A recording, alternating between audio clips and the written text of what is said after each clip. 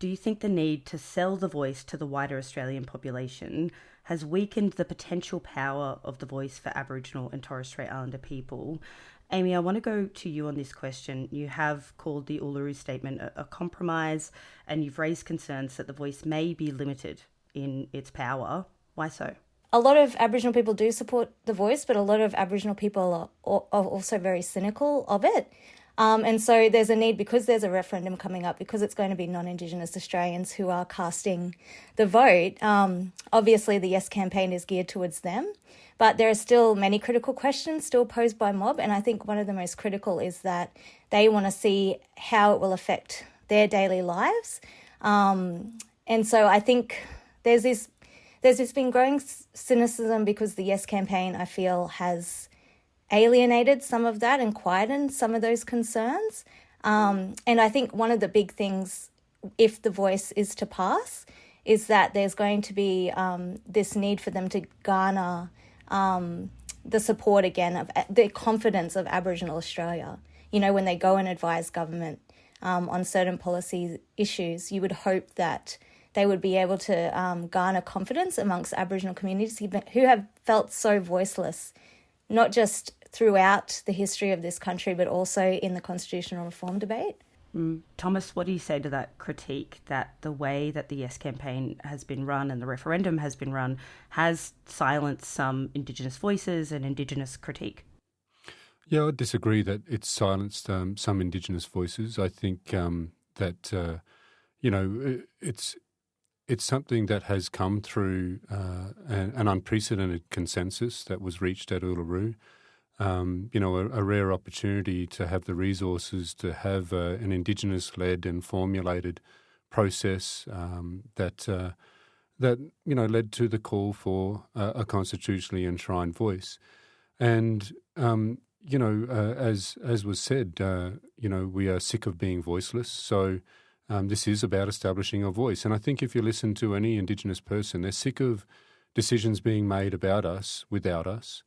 When decisions are made genuinely with us, people that, our communities choose and can hold to account, not people that politicians choose, to get the answers that they want or that they can be comfortable with, we get much better results. Do you agree with the idea that there might be some mistrust from mob, that the voice will have to do more work after the referendum to, bring communities on board as a proper representative voice for them? Absolutely. Any representative body needs to, be a representative of what the people want. Of course, myself and others will be advocating for it to do better. We'll be holding our representatives to account. Amy, I want to come back to you on that idea of the voice as a compromise. I mean, were there more powerful ways of advancing Indigenous rights that were discarded because they wouldn't be popular with white Australia? Well, I think it's really interesting because it's been sold in two different ways to Black Australians and to white Australians. I don't believe that if it passes, it's going to be the end of racism.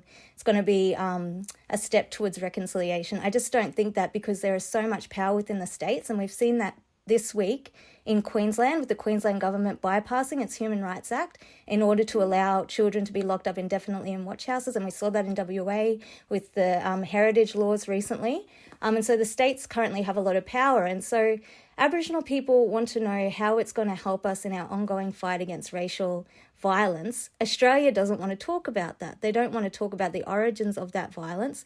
And so there is that silencing in play. And so I think that, and the other thing I just find very interesting is that the Yes campaign has accepted support and donations from mining companies, which have been so harmful to our people. The Yes campaign has taken money from mining companies as part of its campaign. Do you see that as problematic and potentially, sowing a bit more mistrust between Yes campaign and some Indigenous communities?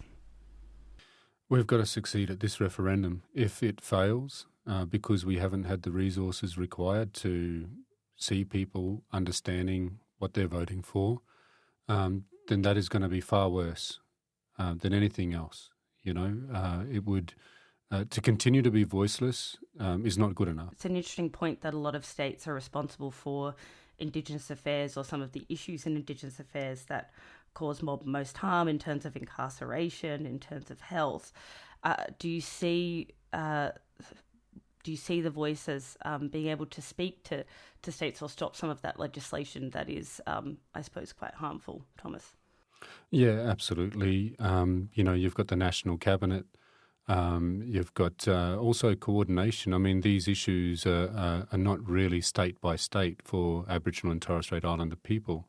These are issues that are common, across all of our communities across this entire country. I think one of the important areas that it'll improve things is how it can raise awareness about programs that are failing, that are wasteful, that aren't reaching the people on the ground, that aren't making a difference to our communities.